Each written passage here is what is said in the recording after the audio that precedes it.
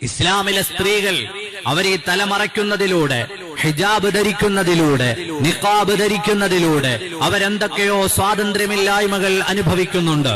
അവർക്ക് സ്വാതന്ത്ര്യം കിട്ടുന്നില്ല, ശുദ്ധവായു ലഭിക്കുന്നില്ല, അല്ലെങ്കിൽ അവർ ജീവിതത്തിന്റെ സന്തോഷം അനുഭവിക്കുന്നില്ല എന്നൊക്കെ പറയുന്ന ആളുകൾ പഠിക്കേണ്ട ചരിത്രങ്ങളിൽ ഒന്നാണ് ഓസ്ട്രേലിയക്കാരിയായ കാതറിൻ ബുള്ളോക്ക് എന്ന സ്ത്രീയുടെ ചരിത്രം. ഓസ്ട്രേലിയക്കാരിയാണ്, കാനഡയിലെ ടൊറന്റോ സർവകലാശാലയിലെ പ്രൊഫസർ. അവര് പഠിക്കാനെടുത്ത വിഷയം പരിശുദ്ധമായ ഇസ്ലാമിന്റെ സ്ത്രീകളുടെ വസ്ത്രധാരണത്തെ കുറിച്ചാണ്. കാതറിൻ ബുള്ളോക്ക് ലോകത്തിന് സമ്മാനിച്ച മനോഹരമായ ഒരു പുസ്തകമുണ്ട്.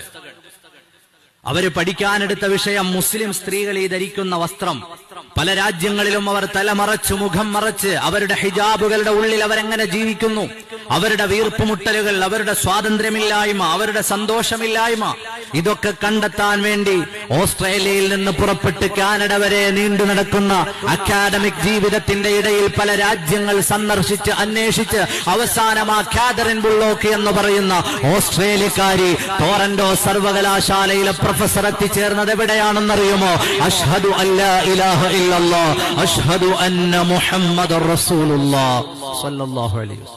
ഞാൻ ഈ വസ്ത്രധാരണത്തിൽ ഒരു അപകടവും കാണുന്നില്ല, ഇതിന്റെ ഉള്ളിൽ ഒരു സ്വാതന്ത്ര്യക്കേടും വരാനില്ല, ഒരു സന്തോഷക്കുറവും ഞാൻ അനുഭവിക്കുന്നില്ല. ആധുനിക വിഷയങ്ങൾ അഡ്രസ് ചെയ്തുകൊണ്ട് അവരെഴുതിയ മനോഹരമായ ഒരു പുസ്തകം മലയാളത്തിലും വാങ്ങാൻ കിട്ടും. മുസ്ലിം സ്ത്രീയും മുഖപടവും എന്നാണ് ആ പുസ്തകത്തിന്റെ പേര്. ഹിജാബിന്റെ വ്യത്യസ്തങ്ങളായ വേർഷനുകളെ, വിവിധ രാജ്യങ്ങളിലുള്ള ആളുകളുടെ അനുഭവങ്ങളെ, അവരുടെ ജീവിതത്തിന്റെ സന്തോഷങ്ങളെ അവർ ചേർത്ത് വെക്കാൻ. ഹിജാബ് പഠിച്ചിട്ട് മാത്രം ഇസ്ലാമിലേക്ക് വന്ന സ്ത്രീയാണ് കാതറിൻ ബുള്ളോക്ക് എന്ന ഓസ്ട്രേലിയക്കാരി. കൂടുതൽ വായിക്കാനും ചെറുപ്പക്കാരൊക്കെ മനസ്സിലാക്കാനും പഠിക്കാനുമാണ്. ഇന്ന് നമ്മൾ ഈ പറയുന്ന എല്ലാ വാദങ്ങളും ഉണ്ടല്ലോ, ആ വാദങ്ങളൊക്കെയും കൃത്യമായി പഠിച്ചതിന്റെയൊക്കെ പിന്നിലുള്ള ശരിയായ അജണ്ടകളെയും ഉത്തരങ്ങളെയും അവർ ലോകത്തിന്റെ മുമ്പിൽ സമർപ്പിക്കുകയാണ്.